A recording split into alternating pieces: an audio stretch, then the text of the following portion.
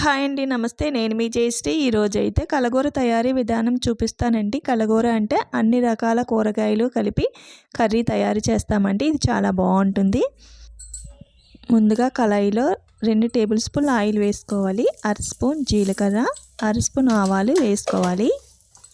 ఇవి వేగిన తర్వాత చిన్నగా కట్ చేసిన ఉల్లిపాయ ముక్కలు, పచ్చిమిర్చి వేసుకోవాలి. ఇది వేగుతూ ఉన్నప్పుడే అల్లం వెల్లుల్లి దంచి వేసుకోవాలి. ఇప్పుడు వెజిటబుల్స్ వేసుకుందాం. నేను ఇక్కడ బంగాళదుంపలు 4 తీసుకున్నాను. ఈ సైజులో కట్ చేసుకొని, అరటికాయ సగం తీసుకున్నాను. అరకిలో చిక్కుడుకాయలు, ఒక పెద్ద సైజు వంకాయ వేసాను. నేను ఈ 4 వెజిటబుల్స్ వేస్తున్నాను.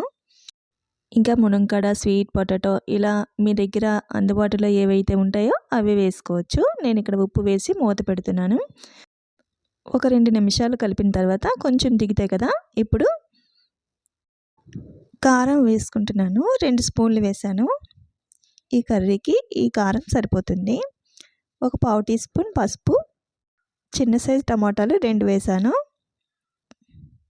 ఇవి వేసిన తర్వాత ఒక గ్లాసున్నర వాటర్ వేసుకున్నాను. ముక్కలకి సరిపోయినంత వాటర్ వేసుకోవాలి. ఇప్పుడు కాసేపు మూత పెట్టుకుందాం. ఇవి నెమ్మదిగా ఉడుకుతుంది. మెత్తగా ఉడికే వరకు ఉడికించుకోవాలి.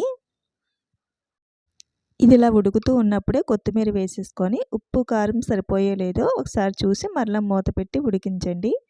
ఈ కూరగాయ ముక్కలన్నీ మెత్తగా ఉడికే వరకు ఉడికించుకోవాలి.